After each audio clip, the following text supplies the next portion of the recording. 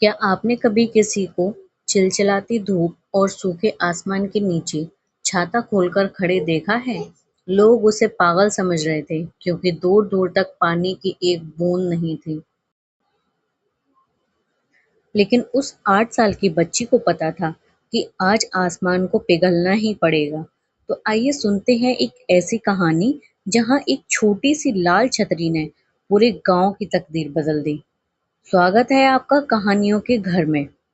बहुत समय पहले की बात है, विंध्याचल की पहाड़ियों के बीच बसा हुआ एक छोटा और खुशहाल गांव था, सुखदपुर। सुखदपुर के लोग बहुत सीधे साधे और मेहनती थे और वहां चारों तरफ हरियाली थी और गांव के बीचों बीच एक बहुत बड़ा सदियों पुराना बरगद का पेड़ था। गांव के लोग उसे दादा बरगद कहते थे, लेकिन कुछ ऐसा हुआ जिसने सबकी मुस्कान छीन ली।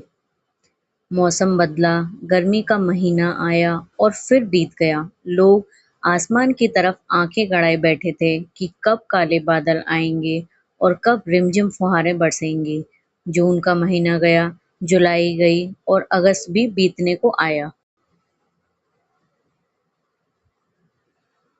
लेकिन आसमान में बादल का एक टुकड़ा तक नहीं दिखा। धीरे-धीरे गाँव का तालाब सूखने लगा, जमीन में बड़ी-बड़ी दरारें पड़ गईं, पेड़-पौधे कुम्हला गए और खेतों में खड़ी फसलें जलकर राख हो गईं। गाँव के जानवर प्यास से तड़पने लगे। गांव के मुखिया रामदीन ने एक शाम बरगद के पेड़ के नीचे पंचायत बुलाई। सभी गांव वाले वहां जमा थे। सबके चेहरों पर मायूसी और डर था। रामदीन ने भारी आवाज में कहा,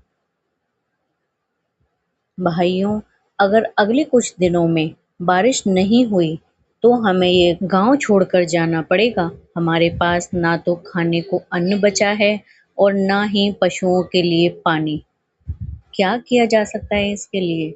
गांव के एक नौजवान सोहन ने गुस्से और हताशा में कहा, हम कब तक इस आसमान को ताकते रहेंगे? भगवान हमसे रूठ गए हैं।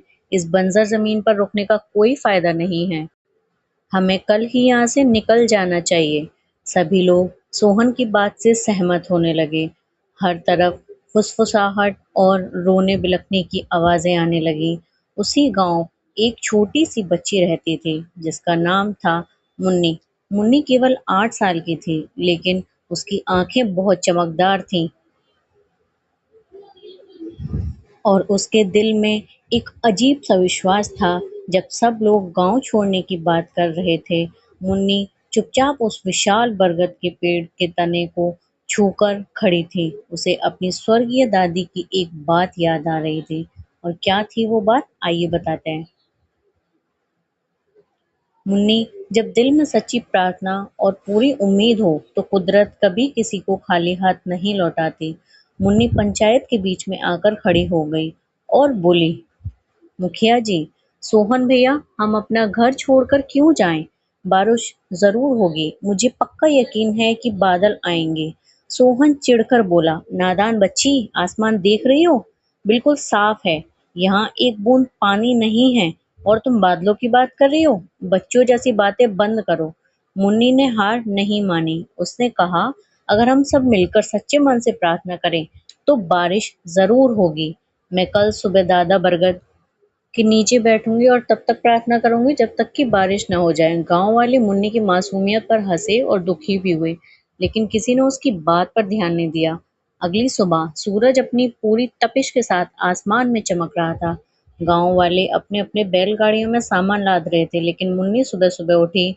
उसने हाथ मुंह धोया और अपने लाल रंग की छतरी हाथ में ली। वे सीधे उस बेजान बरगद के पेड़ के नीचे जाके बैठ गई। उसने छतरी को अपने हाथ पर रखा और आंख बंद करके जोड़ लिए। गांव के लोग कहने लगे। रामदीन मुखिया ने रुककर कहा, बेटी मुन्नी, जिद छोड़ो, अपने माता पिता के साथ चलो, नहीं तो तुम यहाँ प्यास से मर जाओगे। मुन्नी ने आंखें खोली और मुस्कुरा कर कहा, मुखिया जी, आप लोग जा रहे हैं तो जाइए, लेकिन मैं अपनी छतरी लेकर तैयार हूँ, क्योंकि जब बारिश होगी तो मुझे भीगने से बचने के लिए इसकी ज़रूरत पड़ेगी। मुन्नी का यह अटूट विश्वास देखकर कुछ लोगों के कदम रुक गए। सोहन ने मजाक उड़ाया, देखो तो सही, आसमान में धूप निकली है और ये छतरी लेकर बैठी है। दोपहर हो गई। गर्मी अपने चरम पर थी, मुन्नी का गला सूख रहा था, लेकिन वह अपनी जगह से नहीं ली। उसके माता-पिता भी अपनी बेटी को छोड़ना नहीं चाहते थे, लेकिन वे भी वहीं पेड़ के नीचे बैठ गए। मुन्नी को देखकर गांव के कुछ और बच्चे और फिर धीरे-धीरे बूढ़े औरतें भी अपनी गाड़ियां रोककर बरगद के पास जुटने लगे। धीरे-धीरे सब लोग इकट्ठे हो गए। सबके दिलों में मुन्नी की मासूमियत ने एक उम्मीद की एक छोटी चिंगारी जला दी। अब पूरा गांव बरगद के नीचे था और सबने अपनी आंखें बंद कर ली थी। सब मिलकर ईश्वर से, प्रकृति से बारिश की भीख मांग रहे थे कि कैसे भी बारिश हो जाए। दोपहर के करीब 3 बज चुके थे।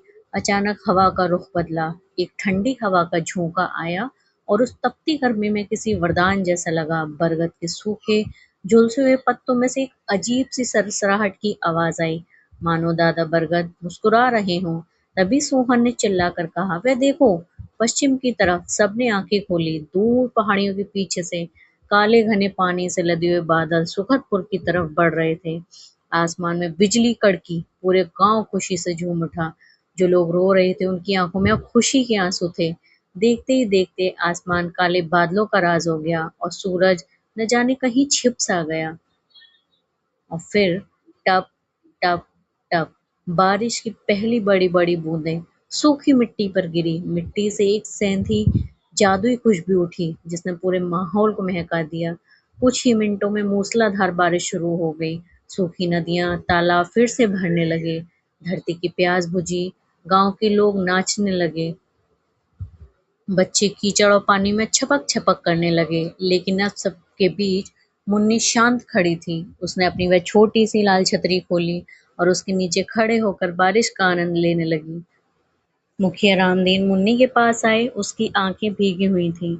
उन्होंने मुन्नी के सामने घुटनों के बल बैठकर कहा, बेटा, आज तुम्हारी वजह से हमारा गांव बच गया। हम सब बड़े होकर भी कायर हो गए थे, उम्मीद छोड़ चुके थे, लेकिन तुम्हारे इस छोटे से दिल में जो विश्वास था, उसने आसमान को भी पिघला दिया। सोहन भी मुन्नी के पास आया और हाथ जोड़कर बोला, मुझे माफ कर देना मुन्नी, मैंने तुम्हारा मजाक उड़ाया था, लेकिन आज तुमने मुझे सिखा दिया कि प्रार्थना सिर्फ शब्दों से नहीं, बल्कि पूरे विश्वास से की जाती है। तुम छतरी लेकर इसलिए आई थी क्योंकि तुम्हें पक्का यकीन था कि तुम्हारी प्रार्थना सुनी जाएगी। यही असली आस्था है। उस दिन सुखदपुर के लोगों ने सिर्फ बारिश नहीं देखी, बल्कि एक बहुत बड़ा सबक सीखा।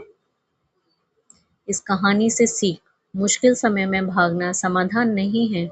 अगर हम सब मिलकर धैर्य रखकर सही दिशा में प्रयास और प्रार्थना करें, तो कठिन से कठिन समय भी टल जाता है और सुख की बारिश ज़रूर होती है।